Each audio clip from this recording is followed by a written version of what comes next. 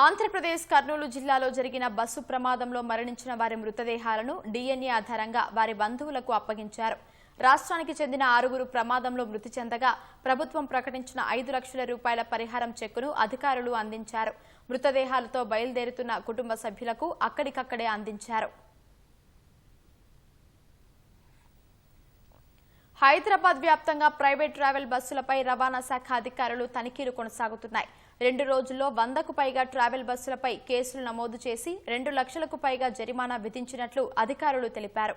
ప్రధాన ప్రాంతాలైన LB Nagar, Dilsukh Nagar, Aramghar, Kukatpally, Ameerpet, Vijayawada highway, Bengaluru హైవేలపై తనిఖీలు చేపట్టారు. 2వ రోజు 68 ట్రావెల్స్ బస్సులపై కేసులు నమోదు చేసిన అధికారులు 4 బస్సులను సీజ్ చేశారు. హైదరాబాద్ ఈస్ట్ జోన్ పరిధిలో 6, వెస్ట్ జోన్లో 9, నార్త్ జోన్ పరిధిలో 23, సౌత్ జోన్ పరిధిలో 9, రంగారెడ్డి జిల్లాలో 14, మల్కాజ్గిరి జిల్లాలో 7 కేసులు నమోదు చేసినట్లు అధికారులు పేర్కొన్నారు.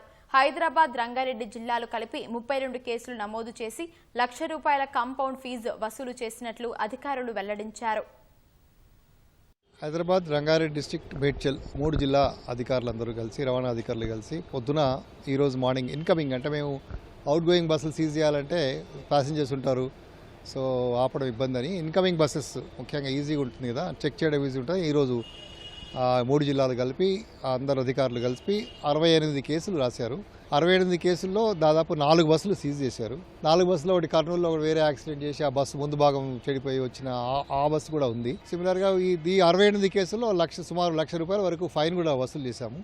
అసలు యాక్షన్ ప్లాన్ తయారు చేయాలి. బేసిక్గా అంటే సేఫ్టీ ఎన్ష్యూర్ చేయాలంటే ఊరికి ఇట్లా పట్టుకుని ఫైన్ వేస్తే కాకుండా సో సేఫ్టీ ఎన్ష్యూర్ చేయాలంటే ఎలా ఉండాలనేది ఇప్పుడు ఈ చంద్రశేఖర్ గారు మా ఫార్మర్ డిపార్ట్మెంట్ రిటైర్డ్ ఆఫీసరు.